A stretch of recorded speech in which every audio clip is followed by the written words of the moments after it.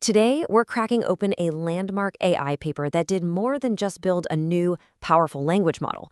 It actually created a blueprint for understanding how these things really work. We're going to get into the story of T5. We see AI doing all this incredible stuff every day. But have you ever stopped to wonder how researchers know what's actually making one model better than another? I mean, with a million different ways to build and train these things, it's really hard to separate what's a real breakthrough from what's just hype. And that is exactly the problem the T5 paper set out to solve. So, to really get the impact of T5, we have to rewind the clock to about 2019. The world of natural language processing, or NLP, it was kind of like the Wild West. Super exciting, full of new ideas, but also really chaotic and just plain confusing. I mean, this slide says it all. It was just an explosion of different methods. You had some people training models to predict the next word, others were filling in blanks. Everyone was using different data sets. It was impossible to compare apples to apples. If a new model came out and did well, you had no idea why. Was it the architecture, the data, something else entirely? Nobody really knew for sure. And hey, don't just take my word for it. The researchers themselves said it was difficult to tease apart the effects of new contributions. The field was moving so fast, but it desperately needed a way to figure out what was just noise and what was actually pushing the science forward. So, how do you tame all that chaos? Well, the T5 researchers came forward with a solution that was so simple it was brilliant. They basically proposed a universal adapter for every language task you could think of. They called it the text-to-text framework. And the core idea here was honestly revolutionary. They said, look, instead of building all these specialized models for different jobs, what if we just treated every single language problem as a simple text-in, text-out task? Think of it like this. Before T5, you needed a special plug for translation, a whole other one for summarization, and yet another one for question answering. With the text-to-text framework, you suddenly had one universal adapter. You just tell the exact same model what you want it to do using a simple text command at the beginning.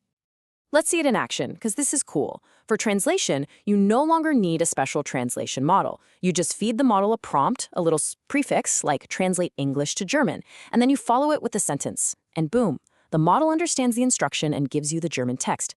Need a summary of an article? It's the same model, you just give it a different instruction. You start with the prefix summarize, feed it the article, and out pops a neat little summary. It's just incredibly elegant. And this is where it gets really clever. This whole framework is so flexible, it can even handle tasks that don't really seem like text generation problems at all. Like, say, reading how similar two sentences are on a scale. How does that become text? Easy.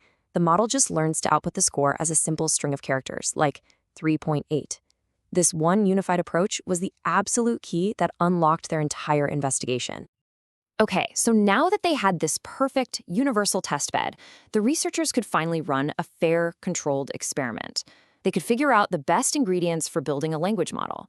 So let's call it what it was, the Great AI Bake-Off. First up, the most basic question of all, what's the best architectural blueprint for the model itself? So they tested several popular designs, and guess what? The winner was the classic encoder-decoder architecture. You know, the one where one part of the model reads the input and the other part generates the output. Kind of surprising, right? This original design from the very first Transformer paper actually beat out newer, more complex variations. So the takeaway from this first test was super clear. Sometimes the original recipe is still the best. The classic design came out on top. All right, let's move on to the next ingredient. Before you fine-tune a model on something specific, you pre-train it on a whole bunch of text, just to learn general language skills. But what's the best game for it to play while it's learning? They tested a few ideas, like having it predict the next word or trying to unscramble a shuffled sentence, but the undisputed champ was a method called denoising, which is really just a very sophisticated version of fill in the blanks. And this led to a really key finding. The best way to teach a model language is to show it corrupted text and make it repair it. This forces a much deeper understanding of grammar and context than just, guessing the next word. Okay, final question in our bake-off. A model is only as good as the data it's trained on. So what's the best diet to feed it?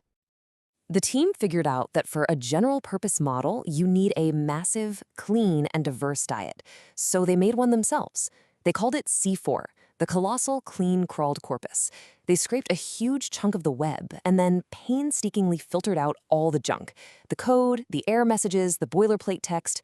What they were left with was this huge, high-quality data set that was way more effective than just training on something specific, like news or Wikipedia. So after that massive bake-off, the team had all the winning ingredients. Now it was time to see how they put it all together to create the final model.